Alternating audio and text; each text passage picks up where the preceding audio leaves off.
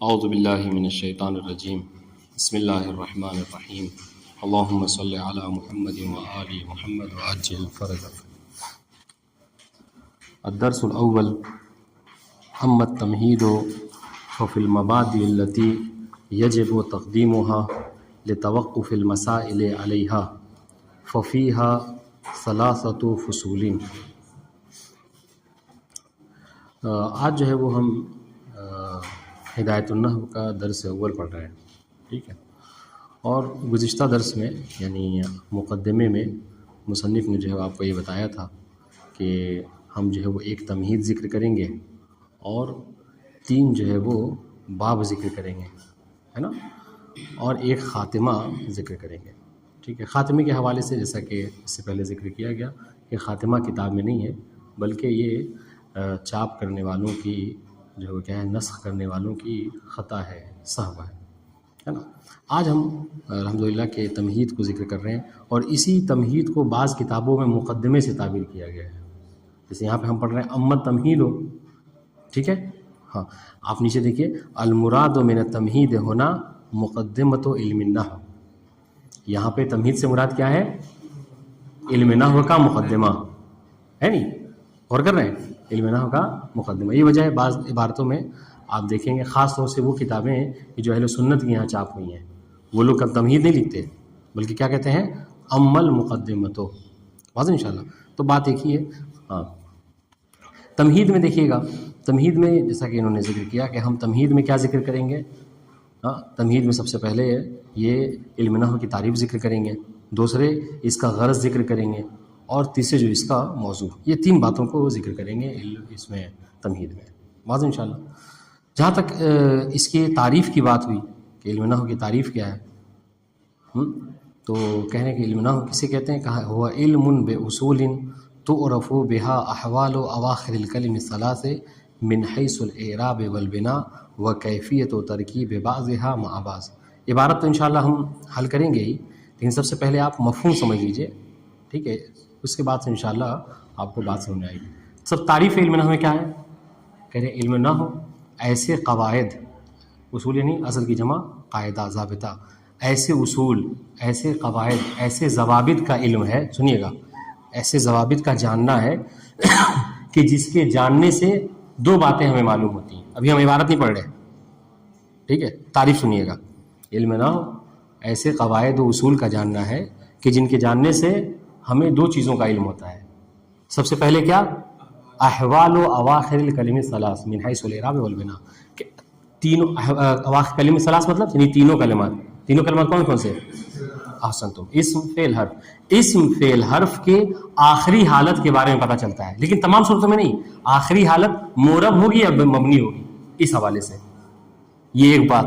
دوسری چیز وکیفیت و ترکیب بعضها مع بعض، اور ان اسم فعل اور حرف کو ایک دوسرے کے ساتھ کیسے جوڑیں گے، کیسے تالیف کریں گے، کیسے ترکیب کریں گے، اس کا علم جو ہمیں ہوتا ہے، اس کی معلومات ہمیں ہوتی ہے، بات واضح انشاءاللہ۔ تو علم نحو کی تعریف میں انہوں نے 2 باتوں کا ذکر کیا ہے کہ علم نحو ان اصول و قواعد کا جاننا ہے کہ جس کے جاننے سے ہمیں 2 چیزیں معلوم ہوتی ہیں۔ ایک کیا؟ تینوں کلمات کے آخری حالت کا علم ہو جاتا ہے، کس اعتبار سے، کس حیثیت سے؟ ہاں، اعراب و بنا کے حوالے سے۔ دوسری بات کس چیز کا علم ہوتا ہے؟ کہ ہاں ترکیب و بعض مع بعض، کہ ان کلمات کو یعنی اسم فعل حرف کو ایک کو دوسرے کے ساتھ کیسے جوڑیں گے، اس کا ہمیں علم ہو جاتا ہے، بات واضح انشاءاللہ۔ اگر یہ بات آپ کو سمجھ میں آ گئی، آپ خود سے بھی چاہیں تو عبارت پڑھ سکتے ہیں، کوئی مشکل نہیں ہے، لیکن اس بات کو سمجھیے گا۔ اس کے بعد کہہ رہے ہیں کہ اس کی غرض، ٹھیک ہے، غرض کا مطلب کیا ہوتا ہے؟ نہیں، غرض کا مطلب ہوتا ہے مقصد، ہدف، جس کام کے لیے آپ اس کو انجام دیتے ہیں۔ آپ یہاں سے بازار گئے کس کے لیے؟ سبزی خریدنے کے لیے، تو سبزی کا خریدنا کیا ہے؟ یہ غایت ہے، غرض ہے آپ کے بازار جانے کی، واضح انشاءاللہ۔ تو ہم جو علم نحو پڑھ رہے ہیں، اتنی زحمت کریں گے، سال بھر 6 مہینہ جو ہم اس میں دیں گے، اس کی غرض کیا ہے، اس کی غایت کیا؟ اور دیکھیے کہتے ہیں نا کہ ایک مقولہ ہے فعل الحکیم لا یخلو عن الحکمہ، کہ حکیم کا جو فعل ہوتا ہے وہ کبھی حکمت سے خالی نہیں ہوتا ہے۔ ہم کہتے ہیں کہ ہم طالب علم ہیں، ہم مولانا ہیں، ہاں، تو بہرحال ہم کو مطلب کیا ہے؟ دعویٰ ہے کہ ہم حکیم ہیں، تو اب ہم 6 مہینہ سال بھر ایک کتاب کو دیں اور اس کو کوئی فائدہ نہ ہو، اس کی کوئی غرض نہ ہو، تو کوئی ہدف نہ ہو تو کہہ رہے یہ تو بچکانہ حرکت ہوئی، یہ تو دیوانے ایسا کام کرتے ہیں جن کے فعل کی کوئی کیا ہے وہ ہدف اور مقصد نہیں ہوتا. تو ہم اگر 6 مہینہ سال بھر اس میں دے رہے ہیں، اس کی کوئی غرض و غایت ہونی چاہیے. واضح انشاءاللہ. تو ہم جو علم نحو پڑھ رہے ہیں اس کا غرض کیا ہے، اس کی غایت کیا ہے، غور کیجیے گا. تو کہا اس کی غرض یہ کہ صیانت اللسان عن الخطأ اللفظی فی کلام العرب. ٹھیک ہے، کہ عربی کلام میں، عربی گفتگو میں زبان کا لفظی خطاؤں سے بچنا، یہ کیا ہے ہمارا مقصد ہے. یعنی اگر ہم علم نحو پڑھ لیں گے تو ہم کل چل کے جب عربی بولیں گے، عربی لکھیں گے تو اس میں کیا ہے ہم زبانی خطا سے محفوظ رہیں گے. فاعل کو کبھی منصوب نہیں کہیں گے، مفعول کو کبھی مرفوع نہیں پڑھیں گے. واضح انشاءاللہ. تو بہرحال اس کا یہ اس کی غرض ہے، اس کی یہ رائے. واضح انشاءاللہ. پھر اس کے بعد تیسری چیز اس میں ذکر کر رہے ہیں وہ کیا ہے، موضوع. علم نحو کا موضوع آپ جانتے ہیں علم نحو کا موضوع کیا ہے، جیسا کہ ہاں آپ کی نظروں کے سامنے ہے کلمہ اور کلام، اس کا موضوع ہے. یہاں پر ایک اعتراض کیا گیا، غور کیجیے گا. یہاں پر ایک اعتراض کیا گیا ہے، وہ کیا کہ دیکھیں کسی بھی علم کا موضوع ایک ہوتا ہے نا. ہم نے اس سے پہلے پڑھا ہے کہ طب جو طبابت ہے نا، علم طب کا موضوع کیا ہے، جسم انسان، بدن انسان. ٹھیک ہے، تو ایک موضوع ہے نا آپ کو. اور اس کے علاوہ جو بھی مطلب علوم ہیں، آپ تمام علوم کو اٹھا کر دیکھ لیجئے کہ موضوع جو ہمیشہ ایک ہوتا ہے. ٹھیک ہے، تو یہاں پر جو ہے موضوع دو چیزوں کو ذکر کرے، کلمہ اور کلام کو ذکر کرتا ہے. موضوع تو ایک ہونا چاہیے. اچھا موضوع سب سے پہلے، اس سے پہلے ایک اور بات بہت ضروری ہے، موضوع کہتے کسے ہیں؟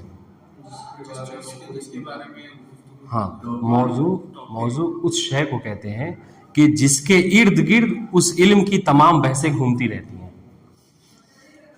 موضوع اس شے کو کہتے ہیں کہ جس کے ارد گرد اس علم کی تمام بحثیں گھومتی رہتی ہیں. جیسا کہ ہم نے کہا کہ علم طب کا موضوع انسان کا بدن ہے.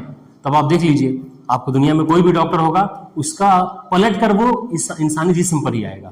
جہاں انسانی جسم سے ہٹا فوراً کو کہا جائے گا کہ وہ کیا مثلا وہ حیوانوں کا ڈاکٹر ہے، تو وہ کسی اور چیز کا ڈاکٹر ہے.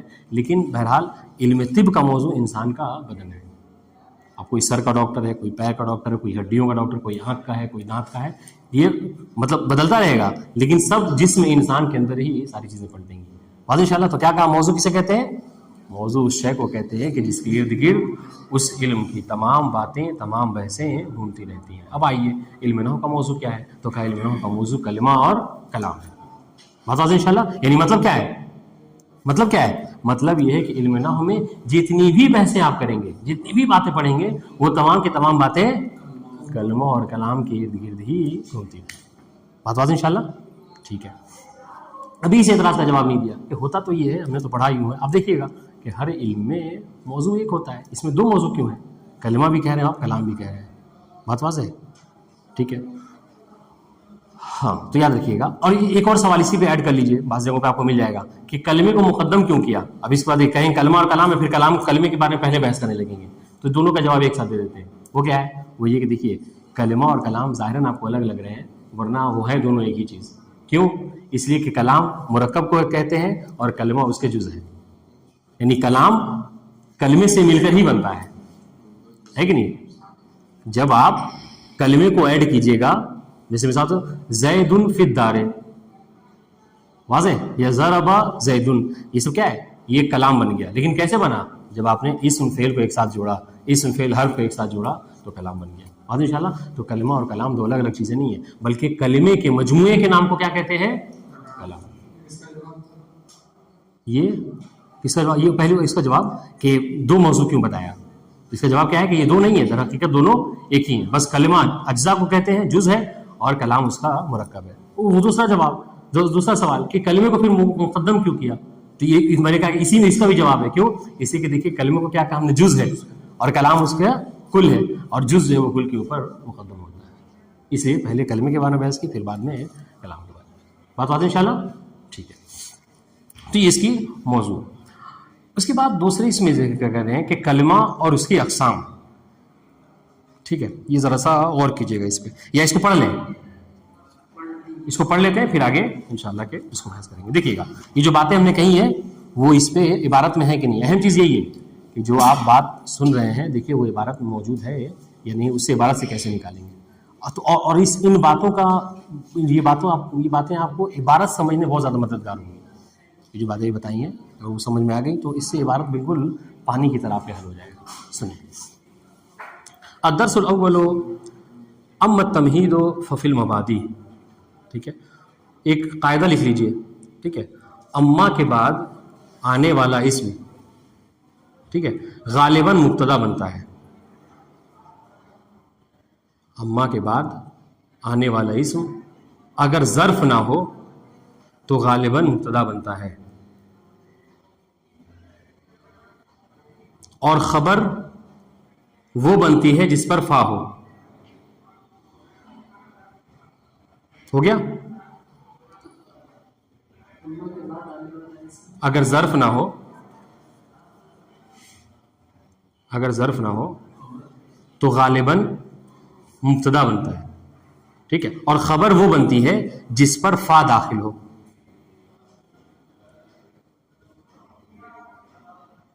دیکھیے گا یہ بات لکھ لی. اب دیکھیے غور کیجئے, کہہ رہے اما التمہید. دیکھیے اما کے بعد اسم آیا ہے اور یہ ظرف نہیں ہے نہیں, اس کا کیا اعراب کریں گے؟ مبتدا. ٹھیک ہے, ففی المبادی. اب یہ فی المبادی کیا کہیں گے؟ ابھی ہم نے کیا کہا ہے کہ خبر وہ بنے گی جس کے اوپر فا داخل ہو. تو یہ جار و مجرور مل کر کیا ہوں گے؟ خبر ہوں گے. کس کے لیے؟ آپ کو مبتدا کے لیے. ٹھیک ہے, اما التمہید, تمہید ففی المبادی. مبادی میں, مبادی کسے کہتے ہیں؟ ہاں, مبادی یعنی ابتدائی چیزیں. حالانکہ اس کی ابھی آگے چل کے آپ پڑھیں گے انشاءاللہ, مبادی اور مسائل یہ سب الگ الگ باتیں ہیں جو بہت تفصیل, اس کو ذکر کرنے کا کوئی مطلب نہیں ہے ابھی فی الحال. فی الحال آپ مبادی سمجھ لیجئے. مبادی یعنی ابتدائی باتیں, ابتدائی چیزیں. ٹھیک ہے, ہاں, یعنی جس پر علم کو شروع کیا جاتا ہے جس کے ذریعے سے. تو یہ مبادی یعنی کیا ہے؟ ابتدائی باتیں. ابتدائی باتیں یہی ہیں کیا کہ علم کی تعریف ہو جائے. ٹھیک ہے, علم کا غرض و غایت بیان کر دیا جائے اور علم کے موضوع بیان. ٹھیک ہے, تو تمہید مبادی میں ہے التی یجب تقدیمها, کہ جن کا مقدم کرنا واجب ہے. ترجمہ واضح ہے؟ تقدیمها ہا کس میں کہاں پلٹے گی؟ مبادی. احسنتم. التی یجب تقدیمها, کہ جن مبادی کا مقدم کرنا واجب ہے. یعنی ایسا نہیں ہو سکتا کہ پہلے آپ جو ہے کیا ہے اس میں فاعل کی بحث پڑھ لیجئے, ہاں, مبتدا خبر کی بحث پڑھ لیجئے اور بعد میں علم نحو کی تعریف پڑھیے گا. ایسا ہوتا ہے؟ ایسا آپ نے کبھی کتاب میں کسی یہ نہیں دیکھا ہوگا. تو مبادی التی یجب تقدیمها. یجب ان کیا کہا تھا؟ ہاں, واجب کا ترجمہ نہیں کریں, کیا ہے؟ یلزم تقدیمها, جس کا لازم ہے مقدم کرنا, ہے نہیں. ٹھیک. کیوں؟ اچھا کیوں؟ اس کی دلیل سنیے گا. لتوقف المسائل علیہا. ٹھیک ہے, کیوں؟ اس لیے کہ مسائل علم کے جو مسائل ہوتے ہیں وہ کیا ہوتے ہیں؟ وہ متوقف ہوتے ہیں, موقوف ہوتے ہیں کس کے اوپر؟ علیہا علی المبادی. ہاں, واضح انشاءاللہ. تو اس لیے ضروری ہے کہ پہلے آپ کیا کیجئے, مبادی کے بارے میں جانیے, اس کے بعد جو ہے مسائل کو جانیں گے. اس لیے کہ اگر آپ مبادی کو نہیں جانتے ہیں, علم نحو کی تعریف ہی نہیں جان رہے, اس کا موضوع ہی نہیں جان رہے, اس کے غرض نہیں جان رہے, اور آپ چلے ہیں کیا اس کے مسائل کو جاننے کو, تو بہرحال اس کو آپ نہیں سمجھ پائیں گے. بات واضح ہے؟ ٹھیک ہے. ففیہا ثلاثۃ فصول. واضح؟ فا تفصیلیہ. ٹھیک ہے, فیہا جار و مجرور مل کر خبر مقدم, ثلاثۃ مضاف, فصول مضاف الیہ. ٹھیک ہے, مضاف الیہ مل کر مبتدا مؤخر. ٹھیک ہے, دیکھیے گا ففیہا ثلاثۃ فصول. تو اس میں کتنے فصول؟ اس مبادی میں 3 فصلیں ہیں. ٹھیک ہے. اچھا, سب سے پہلے فصل اول نمبر 1 یعنی فصل اول فی تعریف علم النحو, علم نحو کی تعریف میں, والغرض منہ, اور اس کے غرض میں, وموضوعہ, اور اس کے موضوع میں. ٹھیک ہے, اسی موضوع کو بیان کریں گے. تعریف علم النحو, علم نحو کی تعریف. غور کیجیے گا, وہوا علم باصول. اگر وہ باتیں یاد ہیں جو بھی توضیح میں ہم نے بتائی ہے تو بہت آسانی سے آپ کی بات حل ہو جائے گی. علم نحو کیا کہہ رہے؟ ہوا علم نحو, علم ایسا علم ہے, ہوا علم باصول, ایسے اصول کا علم ہے. ٹھیک ہے, کہ تعرف بہا, ہا کس میں کہاں پلٹے گی؟ بالاصول. بالاصول, کہ ان اصول کے جاننے سے, ان اصول کے جاننے سے معلوم ہو جاتا ہے, پہچان لیا جاتا ہے کیا؟ احوال و اواخر الکلم الثلاثه. ٹھیک ہے, احوال حالت کی جمع ہے. ٹھیک ہے, ٹھیک ہے, کیا ہوتا ہے؟ کہہ رہے کلمات ثلاثہ, اسم فعل حرف, کلمات ثلاثہ کی آخری حالت پہچانے. تعرفو, یہ جو کیا ہے, یہ فعل مجہول ہے, اس کا نائب فاعل کون ہے؟ احوالو، واضح، یعنی ان اصول کا علم ہے کہ جن کے ذریعے سے کلمات ثلاثہ کی آخری حالت پہچانی جاتی ہے. ٹھیک ہے، کس طریقے سے، کس اعتبار سے؟ من حیث الاعراب والبناء، اعراب و بنا کے اعتبار سے، اعراب و بنا کی حیثیت سے. یعنی کیا مطلب؟ یعنی یہ کہ یہ کلمات ثلاثہ کا آخر معرب ہوگا یا مبنی ہوگا. ایک دوسری چیز وہ کیفیتو، کیفیتو ہم آپ کو نہیں بتائیں گے، آپ نیچے دیکھ لیے 2 نمبر لکھا ہوا ہے، اس کے نیچے بتا ہوا ہے، کہہ رہے عطف علی احوالو، واو حرف عطف، اور کیفیتو عطف کس کے اوپر؟ احوالوں کے اوپر، ہے نہیں؟ اچھا، احوالوں کو آپ نے کیسے پڑھا؟ احوالوں کو کیا کہا کہ نائب فاعل ہے، کس کے لیے؟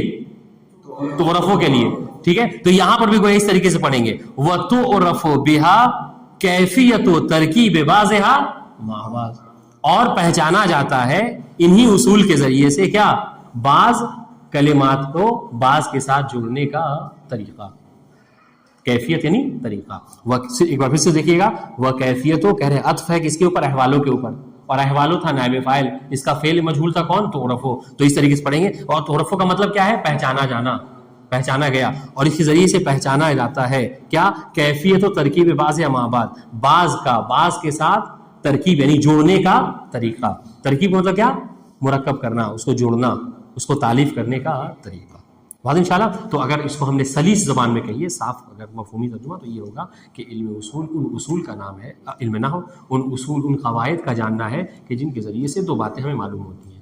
ایک کلمات ثلاثہ کی آخری حالت معرب ہوگی یا مبنی ہوگی، اس کو جاننا ہے، اور دوسرا یہ کہ ان کلمات ثلاثہ کو آپس میں ایک دوسرے کے ساتھ کیسے جوڑیں گے. بات واضح؟ ٹھیک ہے.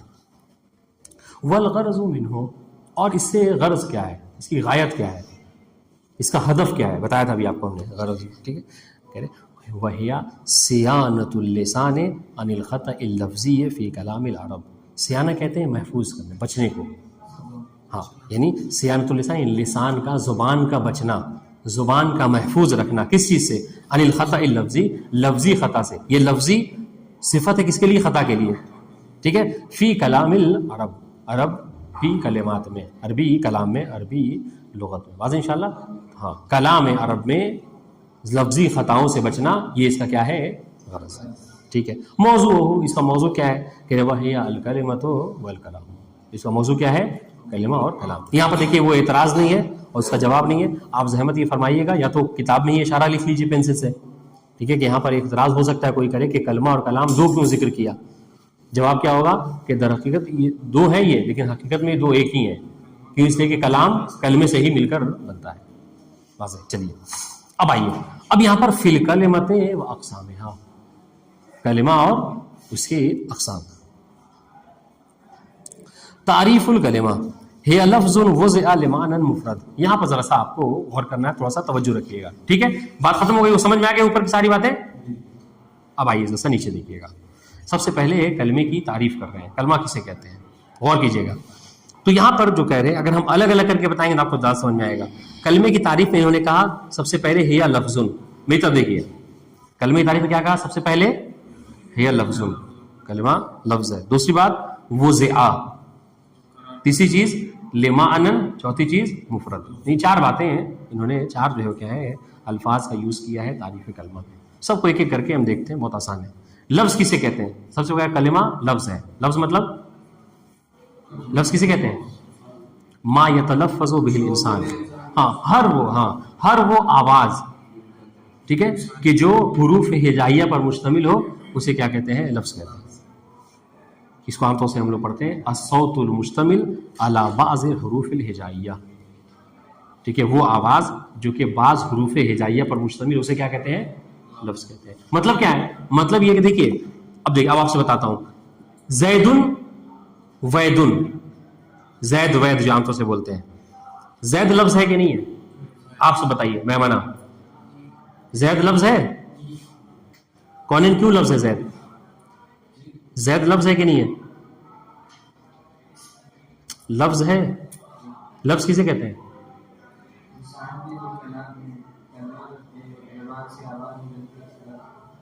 زبان کی.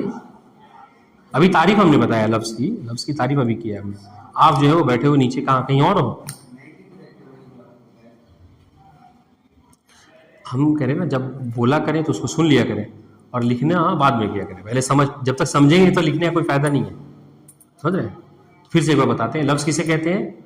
انسان کی زبان سے جو لفظ نکلتا ہے, جو باتیں نکلتی ہیں, ٹھیک ہے, وہ اگر حروف ہجائیہ پر مشتمل ہو, ٹھیک ہے, تو ان کو کیا کہتے ہیں؟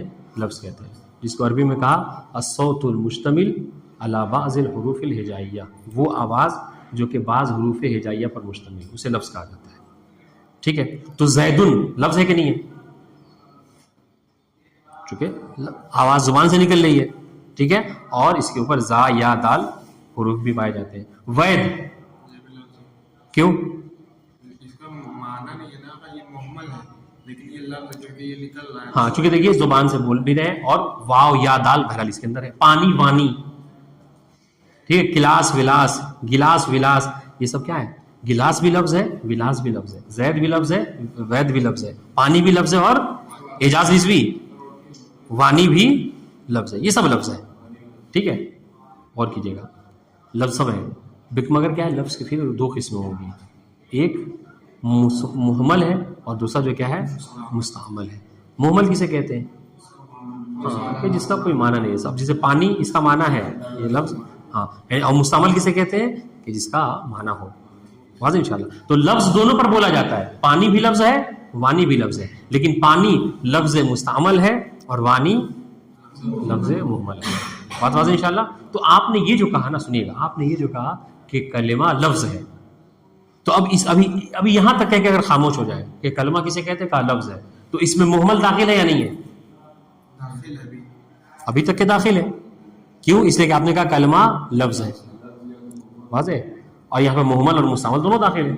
اس لیے ضروری ہے کہ آپ کچھ اور ایسی باتیں بولیے کہ جس سے محمل جو ہے کیا ہے, نکل جائے, ہے نا. تو کیا کہا؟ الکلمۃ لفظ وضع. اب غور کیجیے گا, وضع کا مطلب کیا ہے؟ ہاں, قرار دینا, ٹھیک ہے. وضع, وضع کے بارے میں آپ کو بتایا تھا. وضع کسے کہتے ہیں؟ ہم نے آپ کو لکھوایا بھی تھا ایک بار کہ ایذاء اللفظ فی قبال المعنی, ٹھیک ہے, لفظ کا کسی معنی کے لیے قرار دینا. ایک لفظ ہے تو اس کے لیے معنی کا قرار دینا اس طریقے سے کہ جب بھی وہ لفظ بولے آپ کا ذہن معنی کی طرف جائے.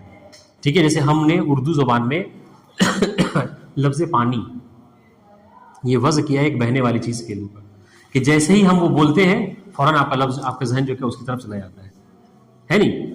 قلم ایک لفظ ہے, ہم نے اس کو وضع کیا ہے, ٹھیک ہے, قرار دیا ایک معنی کے لیے. جب بھی ہم قلم بولتے ہیں آپ کا ذہن فوراً اس کی طرف چلا جاتا ہے. تو اس کو کیا کہتے ہیں؟ وضع کہتے ہیں. اس کو کیا کہتے ہیں؟ وضع کہتے ہیں, کہ کسی لفظ کا کسی معنی کے لیے اس طریقے سے قرار دینا کہ جیسے ہی لفظ سنے فوراً ذہن جو کیا ہے معنی کی طرف چلا جائے. تو کہہ رہے کلمہ ایسا لفظ ہے, لفظ وضع لمعنی مفرد, کہ جس کو وضع کیا گیا ہے, قرار دیا گیا ہے, کس کے لیے؟ معنی مفرد, مفرد معنی کے لیے. ٹھیک ہے, اب ذرا یہاں پہ سمجھیے گا. معنی کسے کہتے ہیں؟ معنی وہی بھی بتایا کہ لفظ کا کسی, ہاں, معنی من اللفظ, معنی کسے کہتے ہیں؟ جو لفظ سے سمجھا جائے, جو لفظ سے معلوم ہو, اسے کہتے ہیں معنی کہتے ہیں. تو اب یہاں پر کیا ہو گیا؟ اب یہاں پر محمل نکل گیا, کیونکہ ہماری بات ان لفظ کے بارے میں ہو رہی ہے کہ جس کا معنی ہوتا ہے. محمل وہ ہوتا ہے جس کا کوئی معنی نہیں ہوتا, چنانچہ محمل اس سے نکال دیجیے. لہذا محمل کیا ہے؟ محمل جو ہے وہ کلمہ ہاں یہاں پر نہیں ہے. واضح انشاءاللہ. ہاں, تو کہہ رہے کہ الکلمۃ لفظ وضع لمعنی مفرد. ٹھیک ہے, اب اس مفرد پہ ذرا غور کیجیے گا. آپ کو یہاں پر مفرد کو دیکھیے پر عبارت پہ, یعنی مفرد کو آپ یہاں مفردین جیسا کہ لکھا ہوا ہے تنوین کے ساتھ ہے نہیں, تو تنوین بھی پڑھ سکتے ہیں. کیا کہیں گے؟ لمعنی مفردین. اور یہ بھی پڑھ سکتے ہیں لمعنی مفردن. غور کر رہے ہیں؟ اب آپ سوال کریں گے کہ حضور مفردین تو پڑھ سکتے ہیں, یہ تو سمجھ میں آ رہا ہے, کیوں؟ اس لیے کہ لکھا ہوا ہے. یہ جواب ہوگا نہیں, مفردین اس لیے پڑھیں گے کہ چونکہ لمعنی لام حرف جر, معنی کیا ہے؟ مجرور. ٹھیک ہے, اور ہم نے کیا کہا تھا کہ نکرہ کے بعد نکرہ آئے تو صفت موصوف کا اعراب ہوتا ہے. تو یہ مفرد کس کے لیے صفت ہے؟ معنی کے لیے. اور معنی کیا ہے؟ مجرور ہے. وہ محلن کیا ہے یہاں پہ, عفواً مقدر ہے یہاں پر, چونکہ یہ معنی کیا ہے؟ یہ معنی وہ ہے آپ کو موسیٰ والا وہ ہے, اس کے اندر ہے نہیں, اس میں مقصور ہے. واضح انشاءاللہ. ہاں, تو غور کیجیے گا, لمعنی کے لیے صفت ہے مفرد, اور موصوف جو کیا مجرور ہے، لہذا مفرد بھی مجرور ہے. بات سمجھ آ رہی ہے؟ تو مفردین تو سمجھ میں آ رہا ہے کہ کیوں پڑھیں گے، لیکن مفردون کیوں پڑھیں گے؟ اس کا نام فاعل واقع ہوگا نا وہ. نہیں. ہاں، اس کو جب ہم مفردون پڑھیں گے تو یہ کیا ہو جائے گا، یہاں بھی صفت ہوگا لیکن معنی کے لیے نہیں ہوگا، بلکہ کس کے لیے ہوگا، لفظ کے لیے ہوگا، لفظ کے لیے.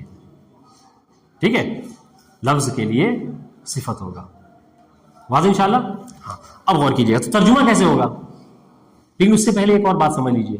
یہ بھی قاعدہ ہے، اس سے پہلے آپ کو بتا چکے ہیں، لکھ لیجیے، اور آپ کو ویسے معلوم بھی ہے. وہ کیا کہ نکرے کے بعد جو جملہ آتا ہے اس کو کیا ہم اعراب کرتے ہیں، اس کا صفت موصول کا اعراب کرتے ہیں، ہے نہیں؟ تو یہاں پر وہی ہے، دیکھیے کیا کہہ رہے ہیں، لفظ وضع لمعنى مفرد. تو لفظ کیا ہے، لفظ بتائیے کیا ہے، نکرہ ہے، اور اس کے بعد وضع لمعنى مفرد، یہ جملہ آ رہا ہے. تو جملے کے اعراب کیا کریں گے، یہ اپنے جملہ یعنی اپنے فعل اور نائب فاعل مل کر جو کیا ہو جائیں گے، یہ جملہ لفظ کے لیے صفت واقع ہوگا. بات واضح انشاءاللہ؟ ٹھیک ہے، ذرا سب دونوں اعتبار سے غور کیجیے گا، اس پہ غور کیجیے گا. کہہ رہے کہ کلمہ ہے لفظ، وہ لفظ ہے کہ وضع، جس کو وضع کیا گیا ہے، لمعنى مفرد، لمعنى مفردین، مفرد مان. اور ہم نے کہا تھا ترجمہ کرنے کے لیے صفت موصوف کا کیا ہے کہ آپ موصوف کو پہلے کر دیجئے، صفت کو پہلے کر دیجئے، موصوف کو بعد میں کیجئے. کہا تھا نا رجل شاعر، یعنی کیا مطلب کہا تھا کہ شاعر آدمی ہے نا. یہاں پر لمعنى مفرد یعنی مفرد مانا. تو کیا کہیں گے، لفظ کلمہ ایسا لفظ ہے کہ جس کو وضع کیا گیا ہے کس کے لیے، مفرد معنی کے لیے. بات واضح؟ تو یہاں پر ہم نے کیا ہے، مفرد کو کس کے لیے صفت بنائے، معنی کے لیے. لیکن یہی آپ کس کے لیے، لفظ کے لیے بھی صفت بنا سکتے ہیں. اب جب لفظ کے لیے صفت بنائیں گے تو یہاں پر لفظ کے دو صفت ہو جائے گی، ایک تو وضع لما، یہ جملہ ہے ہی، اور دوسرا جو کیا ہے وہ ہو جائے گا، کیا کہتے ہیں، مفرد ہو جائے گا. تو یہاں پر ترجمہ کیسے کریں گے، آپ ایک کو پہلے کر دیجئے کہ کلمہ ایسا مفرد لفظ ہے کہ جس کو وضع کیا گیا ہے معنی کے لیے. کلمہ ایسا مفرد لفظ ہے کہ یعنی مفرد پہلے لے آئیے، کلمہ ایسا مفرد لفظ ہے کہ جس کو وضع کیا گیا ہے کے لیے، معنی کے لیے. تو آپ دونوں یہاں پر کر سکتے ہیں. بلکہ اگر کوئی اور آپ کو پھنسانا چاہے، بہرحال یہ میرا مقصد نہیں ہے پھنسانا، تو کہہ سکتے ہیں یہاں پر یہ بھی پڑھ سکتے ہیں مفردن. یہ چھوڑیے اس کو، آپ ابھی فی الحال یہی رکھیے کہ مفردین اور مفردن پڑھ سکتے ہیں. ٹھیک ہے، یہ بات واضح ہی نہیں ہوئی. اچھا، لمعنن سمجھ میں آیا، لام حرف جر، معنن مجرور، اور مفردین اس کے لیے صفت. مفرد کسے کہتے ہیں؟ ہاں، مفرد آپ انشاءاللہ منطق میں پہلی جب تلخیص المنطق میں وہیں پڑھیں گے. مفرد کسے کہتے ہیں؟ مفرد کہتے ہیں کہ جزء لفظ اپنے جزء معنی پر دلالت نہ کرے. جزء لفظ، ہاں، جیسے آپ میں سے کسی کا نام اگر عبداللہ ہو، عبداللہ، ٹھیک ہے، تو عبداللہ ایسے دیکھا جائے تو عبد کا معنی بندہ، اور اللہ کا مطلب اللہ کا بندہ. لیکن جب کسی کا نام ہو جاتا ہے تو کیا ہوتا ہے، تو وہ جب بھی بولتے ہیں عبداللہ تو وہ اس ذات کو سمجھ جاتے ہیں. تو جزء لفظ اپنے جزء معنی پر دلالت نہیں کرتا. واضح انشاءاللہ؟ تو کیا کہتے ہیں، دیکھیے اب اس کا ترجمہ دیکھیے گا. کلمہ، ٹھیک ہے، وہ لفظ ہے کہ جس کو وضع کیا گیا ہے مفرد معنی کے لیے، یعنی ایک معنی کے لیے، تنہا معنی کے لیے. ٹھیک ہے، ترجمہ واضح ہے؟ یہ مفرد سمجھ میں آ گیا کہ جزء لفظ اپنے جزء معنی پر دلالت نہ کرے. اقسامها، اقسام کلمہ، وہ ہے منحصرۃ، اور یہ کلمہ منحصر ہے فی الثلاثہ، تین چیزوں میں. کون سی تین چیزیں؟ اسم و فعل و حرف. واضح انشاءاللہ؟ ہاں، اسم و فعل و حرف. اگر ہم دیکھیے گا اب یہاں پر جو بات ذکر کرنا چاہ رہے ہیں غور کیجیے گا، اسم و فعل و حرف یہ بھی پڑھ سکتے ہیں.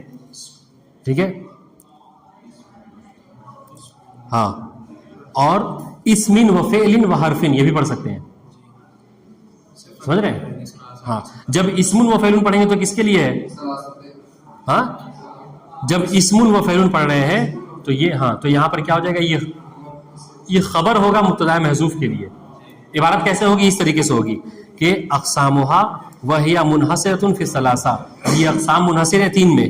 اسم یعنی احدھا اسم و ثانیھا فعل و ثالثھا حرف. یہ سب مبتدا، احدھا، ثانیھا، ثالثھا، یہ سب مبتدا محذوف، اور یہ سب اس کے لیے خبر.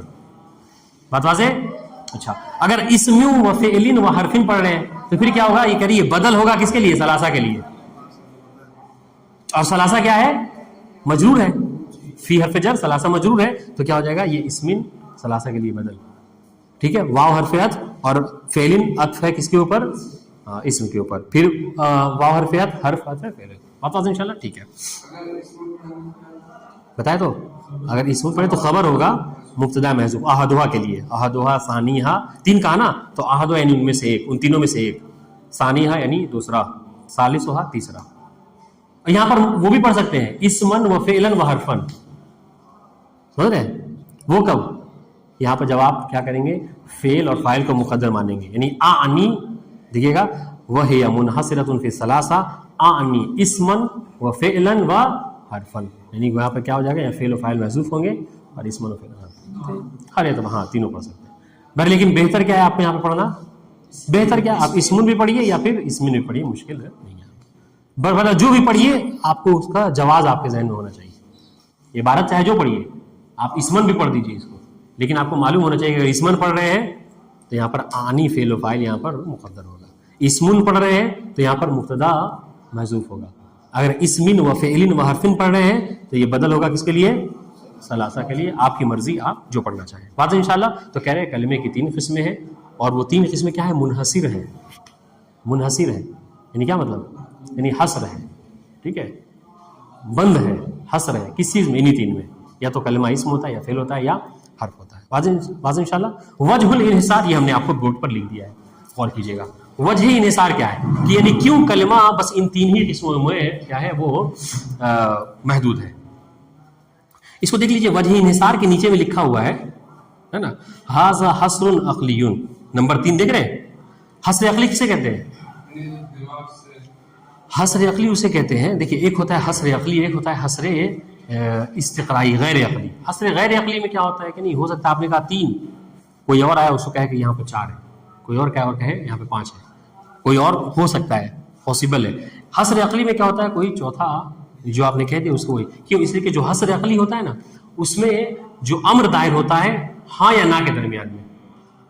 جیسے آپ کو سمجھانے کے لیے کہوں، مثلا یہ کہیے کہ آپ درس میں موجود ہیں یا نہیں ہے. اس کے علاوہ کوئی تیسری صورت ہو سکتی ہے؟ اگر موجود ہے تو پھر تو یہاں ہے، نہیں ہے تو آپ دنیا کے کسی بھی کونے میں ہیں، لیکن بہرحال نہیں ہے کے اندر آپ شامل ہیں. اس کے علاوہ کوئی تیسری چیز نہیں ہو سکتی. تو یہاں پر دیکھیے کیوں کہہ رہے ہیں کہ یہاں پر حصر عقلی ہے؟ اس لیے کہ یہ جو ہم نے تقسیم کیا ہے نا، یہ تقسیم نفی اور اس بات کے درمیان میں، ہاں یا نہ کے درمیان میں. دیکھیے کلمہ یا تو بذات خود مستقل معنی پر دلالت کرے گا یا نہیں کرے گا. اس کے علاوہ کوئی تیسرا آپشن ہے؟ نہیں ہے. معنی مستقل پر کلمہ یا تو دلالت کرے گا یا نہیں کرے گا، تیسرا کوئی آپشن نہیں ہے ہمارے پاس. تو دیکھیے گا تو کہہ رہے کلمہ یا تو یہ حصر کی وجہ بتا رہے ہیں، کلمہ یا تو بذات خود مستقل معنی پر دلالت نہیں کرے گا، مستقل معنی پر دلالت نہیں کرے گا. اگر نہیں کرے گا تو وہ حرف ہے. کیوں؟ جیسے لفظ من، الا، یہ سب کیا ہے؟ دیکھیے ایک چیز غور کیجیے گا، یہ بہت امپورٹنٹ بات ہے. اچھے لوگ اس چیز کو نہیں جانتے صرف توجہ نہ ہونے کی وجہ سے. حرف کا معنی ہوتا ہے، حرف کا معنی ہوتا ہے لیکن معنی مستقل نہیں ہوتا. ہاں حرف کا معنی تو حرف اپنے معنی پہ دلالت کرتا، اگر معنی نہیں تو پھر تو مہمل ہو جائے گا. وہ حرف کا معنی مین کا معنی ہوتا ہے لیکن وہ مستقل معنی پر دلالت یعنی مستقل معنی نہیں ہوتا. ورنہ معنی اس کا ہے لیکن معنی مستقل نہیں ہے. اس کو معنی پہنچانے کے لیے کیا ہے؟ ضرورت پڑتی ہے کسی کی مدد کی، حکومت کی.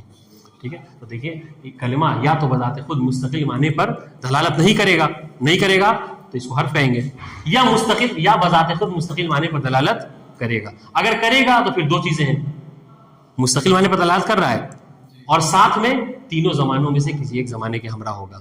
تینوں زمانہ کون سا؟ ماضی، مضارع اور حال. ٹھیک ہے. ان تینوں زمانوں میں کسی ایک کے ساتھ ہوگا تو اس کو کیا کہیں گے؟ فعل ہے نا. فعل کیا ہوتا ہے؟ تو مستقل معنی پر دلالت بھی کرتا ہے اور اس کے اندر ایک زمانہ بھی پایا جاتا ہے. ٹھیک ہے. یا پھر یہ دیکھیے گا یا تو بذات خود مستقل معنی پر دلالت کرے گا اور تینوں زمانوں میں سے کسی ایک زمانے کے ہمراہ نہیں ہوگا، اس کے اندر کوئی زمانہ نہیں پایا جاتا ہوگا. اس کو کیا کہتے ہیں؟ اسم کہتے ہیں. جیسے زید کے اندر دیکھیے کوئی زمانہ نہیں ہے ماضی کا یا استمرار کا، لیکن بہرحال صرف اس کا معنی ہے. بات ہے انشاءاللہ. دیکھیے وجہ الانحصار پڑھیے گا. انہا وجہ الانحصار انہا ان الکلمہ اما اللہ تدل علی معنی فی نفسها، یا تو وہ دلالت نہیں کرے گا ٹھیک ہے, معنی کے اوپر فی نفسہا یعنی بذات خود معنی پر دلالت نہیں کرے گا. تو یہ کون ہے؟ فہو الحرف. حرف جو ہے کیا ہے؟ بذات خود یعنی بے نفس ہی معنی پر دلالت نہیں کرتا. اچھا بے نفس ہی کا مطلب کیا ہے؟ یعنی دلالت کرتا ہے معنی پر کسی اور کی مدد سے کرے گا, لیکن بذات خود معنی پر دلالت نہیں کرے گا. اور تدل علی معنی فی نفسہا, یا پھر یہ ہے تدلو میں ہیا کی ضمیر ہے, ٹھیک ہے, جو کہ کیا ہے اس کے لیے فاعل ہے, اور اس سے مراد کون ہے تدلو سے؟ اس ہیا سے مراد کون ہے؟ کلمہ. احسنتم. یا تو کلمہ دلالت کرے گا علی معنی فی نفسہا بذات خود اپنے معنی کے اوپر, ٹھیک ہے. واخترنا واو حالیہ, ٹھیک ہے, معنی مستقل پر دلالت کرے گا, ٹھیک ہے, در حالی کے اس حال میں کہ اقترنا معناہا کہ اس کا معنی مقترن ہوگا, مقترن یعنی ملا ہوا ہوگا, ہمراہ ہوگا, ساتھ ہوگا, کس کے؟ بأحد الازمنۃ الثلاثہ, تینوں زمانوں میں سے کسی ایک زمانے کے ساتھ. فہو الفعل. اور اگر ایسا کوئی ہے جس کے اندر معنی کی دلالت بھی ہے اور ساتھ میں زمانہ بھی ہے تو اس کو کیا کہتے ہیں؟ فعل کہتے ہیں. او یا پھر تیسری صورت او علی معنی فی نفسہا, او یعنی یہ عطف ہے کس کے اوپر؟ او تدل علی معنی فی نفسہا, ہاں کہ کلمہ یا تو معنی بنفس نفیس اپنے معنی پر دلالت کرے گا, ولم یقترن واو حالیہ ولم یقترن معناہا بأحد الازمنۃ الثلاثہ, اور اس کا معنی کسی زمانے میں سے کسی ایک زمانے کے ساتھ جو کیا ہے مقترن ملا ہوا نہیں ہوگا, تو فہو الاسم, تو اس کو کیا کہیں گے؟ اسم کہیں گے. بات بات انشاءاللہ. یہ وجہ انحصار ہے کہ ہم نے جو کہا کہ کلمہ کی بس 3 ہی قسمیں ہیں, کوئی چوتھی قسم نہیں ہے. بات واضح. والسلام علیکم ورحمۃ اللہ وبرکاتہ.